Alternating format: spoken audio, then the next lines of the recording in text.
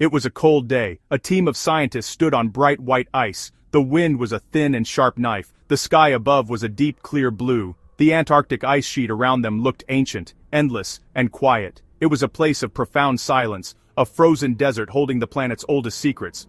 Then, one map, one drill, one sample changed everything. The team, bundled in layers, red gear, black gear, had been working for weeks, mapping the subglacial terrain with ground-penetrating radar. They were looking for predictable patterns, the slow and steady history of Earth's climate written in layers of compacted snow. But the data from one sector showed something else entirely. At first, the find was just a strange reading on a screen. A patch of ice, buried deep, was darker than the ice around it. It had unusual bubbles and strange dark lines running through it like veins. It looked wrong. The lead geophysicist, Dr. Eris Thorne, felt a knot tighten in his stomach. He double-checked the equipment, ran the scan again, and the anomaly was still there. He called the drilling team. The team froze in place when they saw the first core sample. Their radios, usually buzzing with chatter and jokes, fell completely silent. For a long, tense moment, no one spoke. The ice core was not the pristine, milky white they expected. Dr. Thorne finally took a deep, frosty breath. He told the others to take careful, high-resolution photos from every angle. He then made the call to the main research station, his voice steady but urgent. The word went out like a shockwave through the global scientific community. Planes flew in, bringing specialists from far-flung corners of the world. A close-up of an ice core sample showed a distinct dark layer with visible bubbles and inclusions, held by a gloved hand in a sterile lab environment. The first test was simple, a routine analysis for the team. They carefully melted a small section of the core in a sealed chamber and looked at the air bubbles that escaped. These bubbles contained gas from a time long ago, a tiny sample of Earth's ancient atmosphere. The results that came back from the gas chromatograph were strange. The mix of gases was not what they expected for the estimated age of the ice. There was a significantly higher concentration of a gas called methane than the historical record suggested. Methane is a potent greenhouse gas. It can warm the Earth much faster than carbon dioxide, and that single data point made the entire team sit up straight and take notice. Then they conducted more tests, moving with a new sense of urgency. They gently warmed tiny, sterile pieces of the core in the lab. As the ice melted, dark, organic-looking particles floated down into the petri dishes. Under the microscope, they found ancient microbes. Some of them looked like familiar bacteria, locked in a frozen slumber. Others were completely new to science, their shapes and structures unlike anything documented before. They were tiny and silent, suspended in time. The most alarming possibility was that some of these ancient organisms could wake up when warmed. This idea, the reawakening of life from a forgotten era, worried many people in the lab. So why did this discovery scare scientists so much? There were two clear reasons. And they were connected. The first reason was the gas. The find suggested that as the planet's ice sheets melt, they could release vast, previously unknown stores of old gases. Gases like methane can rapidly speed up global warming. This creates a dangerous feedback loop. More warming melts more ice, which releases more gas, which causes even more warming. The second reason was the microbes. Old microorganisms, dormant for millennia, might be released into modern ecosystems. We have very little idea of what they can do. They might be harmless, or they could disrupt food webs and change the environment in unpredictable ways. We simply had to be careful. The ice, which had been a symbol of stability and permanence, suddenly seemed like a source of potential chaos. Once the initial findings were peer-reviewed and confirmed, the news broke. Headlines: Pandora's box from the ice. People online, scrolling through their feeds. Posts used strong, fearful words. Some posts claimed ancient plagues would be unleashed upon the world. Others cried that the melting ice was a ticking time bomb, an immediate threat to everyone on the planet. The noise grew fast, a digital wildfire of panic and speculation. This reaction made many of the scientists on the project angry and frustrated. They wanted to share facts, not fuel fear. Many took to their labs, many took to their keyboards. Real science does not feed panic. It measures, it counts, and it checks its work. The international teams moved with incredible speed and precision. They immediately established strict laboratory protocols to handle the samples. They worked in biosafety level 3 clean rooms. They wore full-body suits, gloves, masks. They performed every test multiple times to ensure the results were accurate. To build trust and verify their findings, they sent sealed samples to independent labs around the world. Trust was the key. Open, collaborative work was the only way to calm the growing public fear. Slowly, methodically, a clearer and less terrifying story came into view. The mysterious dark layer in the ice was not some alien life form. It was ancient plant matter, soil matter, organic material from a long-lost wetland. Over time, this material had been compressed and locked into the ice. The methane gas came from deep pockets of decaying matter trapped under the ice sheet for centuries. As the ice above thinned due to gradual warming, these pockets became unstable. Melting ice, methane release, warming, more melting. When the drill pierced the ice, it opened a path for the trapped gas to escape.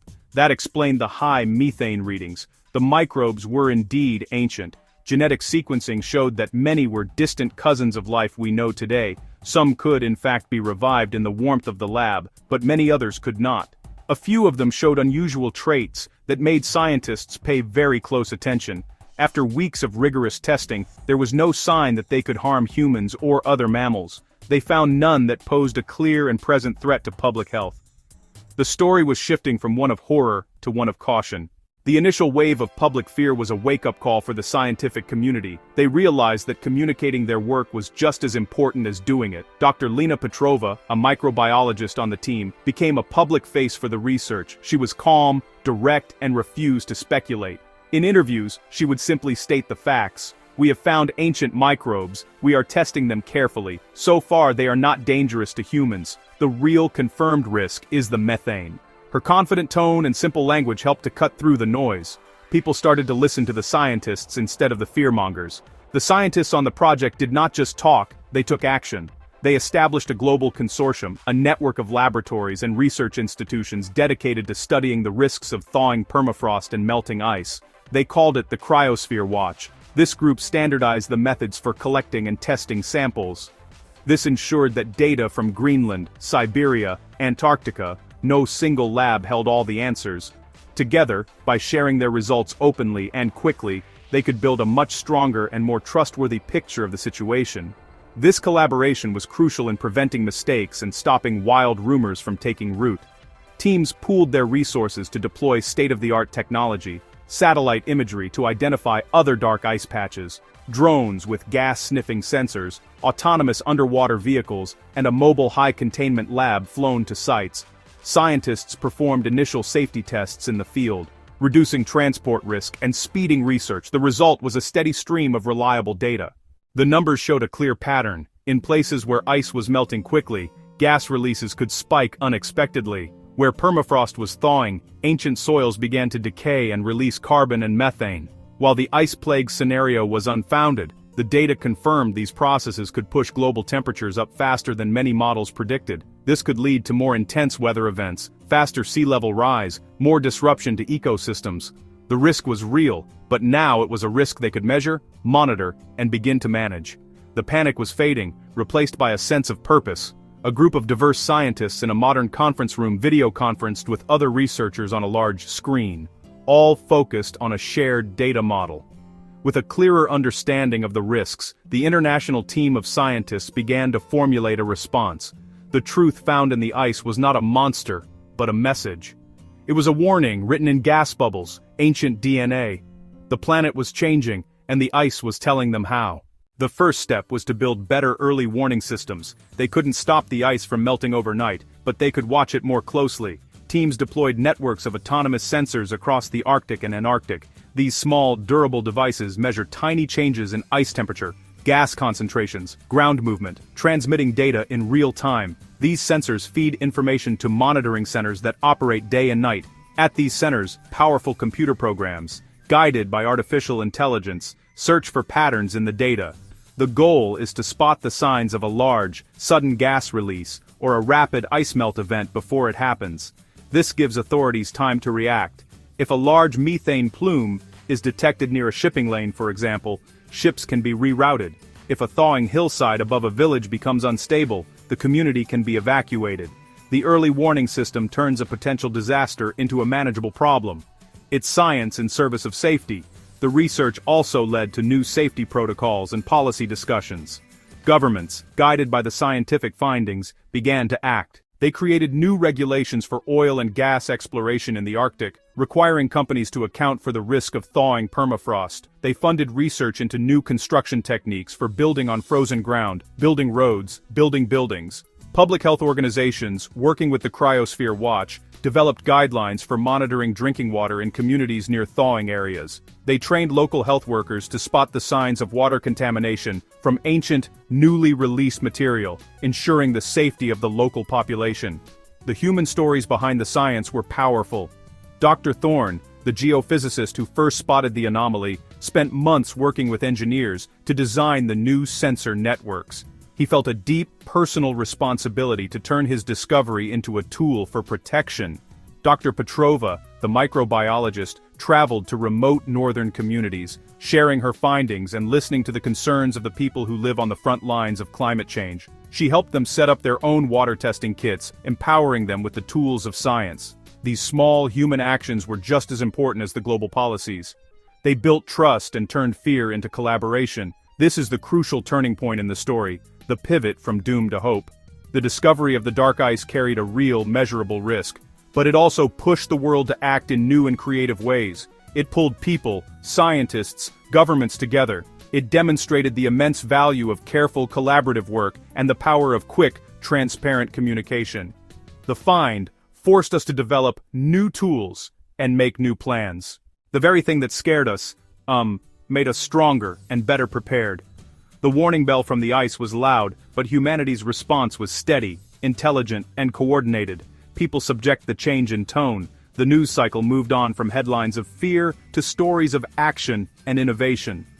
Governments, seeing the clear data, increased funding for a global network of climate sensors. New international agreements were drafted to guide how scientists could safely and ethically study ancient ice and permafrost. Funding flowed to local towns in Abeji to help them adapt, financing new water filtration systems and reinforcing infrastructure built on thawing ground. In schools, children learned about the cryosphere, not as a source of fear, but as a vital part of our planet that we need to understand and protect. There were small but significant wins that proved the new systems worked. In one region of Siberia, the new sensor network detected a sudden, massive release of methane from a thawing peat bog. An alert Japan sent out, and local authorities were able to move cattle herds and warn people to stay indoors until the gas dissipated. No one was harmed. In another community in northern Canada, teams used a new mobile filtration system to purify the local water source after a major permafrost thaw event. No one got sick. These steps did not solve the larger problem of climate change, but they showed that careful preparation and quick action can protect communities from its immediate impacts. The report from the main international team was a model of scientific honesty. It did not say that everything was fine. It also did not say that the sky was falling. It simply presented the facts and the choices that lay before us. The story of the dark ice is not just a story about science, it's about people. A young graduate student from Brazil in a lab in Germany developed a genetic sequencing technique that proved the microbes were not a threat. An elder from an Inuit community in Greenland shared generations of knowledge about the changing ice, helped scientists pinpoint where to place their sensors. A software engineer in India volunteered her time to write the code for the early warning system's data-sharing platform. These contributions woven together created a tapestry of hope and action. The solutions that emerged were simple and elegant. One project planted native deep-rooted grasses, planted willows on a thawing permafrost slope. The roots held the soil together, preventing erosion, preventing landslides. The plants created a layer of insulation, keeping the ground cooler and slowing the thaw. This nature-based fix was cheaper and more effective than building a concrete retaining wall. It was a win for the community, safer, and a win for the local ecosystem, restored. The project became a model jiage for other regions. Another small win came from industry. An Arctic shipping company invested in methane sensors for its vessels. Working with Cryosphere Watch, they agreed to share data, turning their fleet into a mobile monitoring network. In return, they received real-time alerts about ice conditions and potential gas plumes, making their routes safer and more efficient. The partnership showed economic interest and environmental protection need not conflict. Now, it is time to step back and look at the big picture. The dark ice find was one dramatic story in a much larger global narrative. It showed us, in a very real and visceral way, just how fragile certain parts of our planet are. It demonstrated that the climate system is complex and can change in rapid non-linear ways. It told us that ancient things, locked away for eons, can be released by new warmth. More than anything, it served as a powerful warning for us to be wise, to be humble, to pay attention to the planet we call home. We are living through a period of profound transition. We have the tools to act, and we know what we need to do. The science is clear. We can, and we must, cut our carbon emissions. We can protect and restore ecosystems, forests, wetlands. We can invest in science and technology. We can fund sensor networks and research projects. We can listen to local and indigenous communities. We can plan for safer towns, roads, coastlines. Each step we take lowers the risk for everyone. Many different voices are needed to make this happen. Scientists have a responsibility to provide the clear, unvarnished facts. Political leaders have a duty to set rules and create policies that protect their citizens and the planet. Companies have the power to change how they manufacture, transport, and sell things. Every single person has a role to play, making choices in their daily lives that, when added together, can have a massive impact. All of these choices, from the global to the personal, add up. We are all part of the solution. The dark ice find also revealed a fundamental human truth. When people were divided and afraid, the problem seemed insurmountable. But when they worked together, they found better, smarter answers. When research teams shared their tools and their data, they moved past fear and into a realm of productive action. When they communicated the facts clearly and calmly to the public, trust grew and panic subsided. The world did not need to panic. It needed to get to work. The incident showed that our greatest strength in the face of a global challenge is our ability to cooperate. So what can you do? It can feel overwhelming, but a few simple actions can make a real difference. First, learn what your local and national leaders are doing about climate change and public safety. Ask them questions. Vote for policies that support science and protect the environment. Second, support the science that watches over our planet. This can mean supporting universities, supporting nonprofits, sharing reliable scientific information with your friends and family. A well-informed public is essential. Third, choose to make small changes in your own life that cut emissions. Walk when you can. Bike when you can. Take public transport when you can. Use less energy at home. These acts help lower the chance that more ice will melt. The ice that scared the world also gave it a necessary push. It made nations and people act faster and more decisively. It taught scientific teams how to work together more effectively across borders. It helped local towns in vulnerable regions stay safe. Most importantly, it proved one strong central idea: facing our fears with facts, with collaboration, and a shared sense of purpose always leads to hope. The alarm that rang out from the ice was loud and clear. The reply from a world that chose to work together was steady, determined, and ultimately, hopeful. This is not a story with a simple, happy ending. It is an ongoing story. The ice will continue to change. New discoveries will be made. Some of them might be scary. Some of them will be small. We must keep watching. We must keep testing. We must keep sharing what we learn. At the same time, this story shows us that hope is real and that it is a choice we make through our actions. Science can slow fear. It can turn risk into a plan. It can give us the tools we need to live better and safer lives on our changing planet. The future is still in our hands. We can make it safer. We can make it more equitable. We can make it kinder. We can do this by continuing to listen to the Earth and to each other. The discovery of the dark ice did not signal the end of the world. It signaled the beginning of a new chapter of global cooperation and a renewed commitment to our shared home. The work is not over, but we have found the right path. Let's walk it together.